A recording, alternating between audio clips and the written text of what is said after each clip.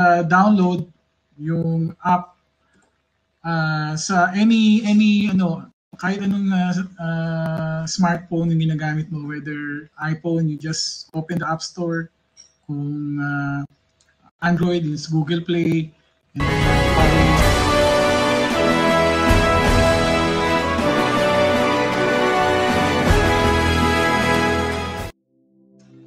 hello, welcome back to my channel. Today it's a good news kasi recently nakita ko sa FBI, this is one of essential app for lahat ng mga OFW kahit saan ka man sa mundo. So inaabang-abangan ko talaga to and I've recently seen it. So I'm just relaying the good news that you can now download GCash. And pretty simple lang naman yung procedure ng app na to, how to download. Ang app na to is just first you just download yung app sa any ano, kahit anong smartphone yung ginagamit mo, whether iPhone, you just open the App Store. Kung Android, is Google Play, and then yung Huawei sa app gallery niya.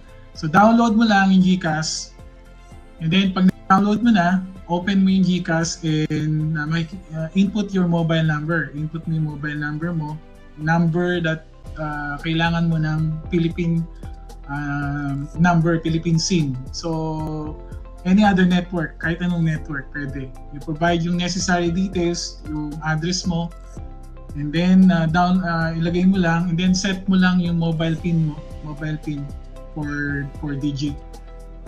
I-set up mo. And then, after that, yung verification ng identity mo for security reason. May mga from basic to the full function ng GCash. Yung magbibigay ka ng ID, selfie, and other photo identity mo.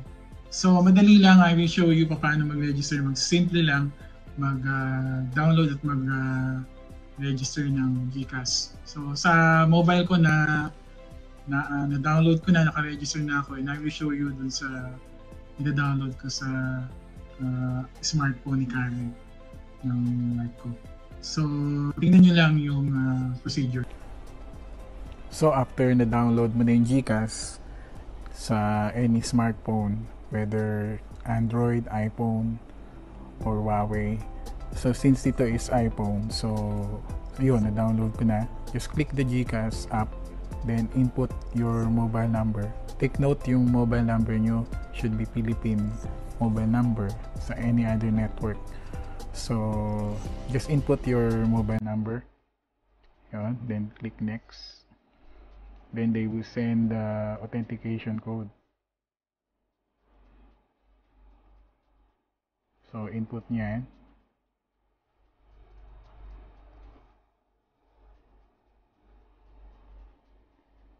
Then, submit. Then, yun. Register. So, you're ready to register. So, input nyo yung name nyo. Then, middle name. Then, click nyo last name. So, very easy lang naman. Then, your birthday.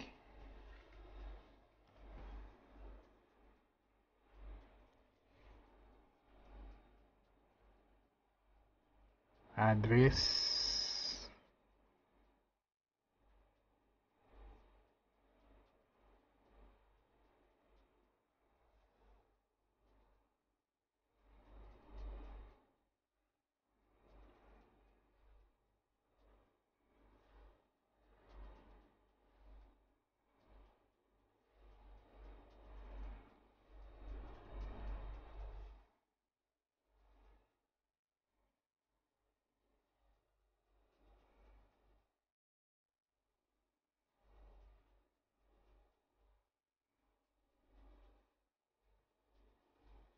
Then, email.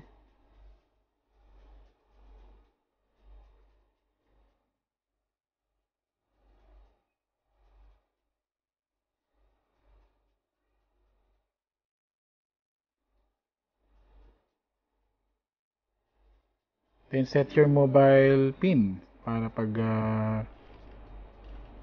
i-open nyo yung app, kailangan nyo ng PIN. So, 4 number. Yan. Confirm. Then, submit.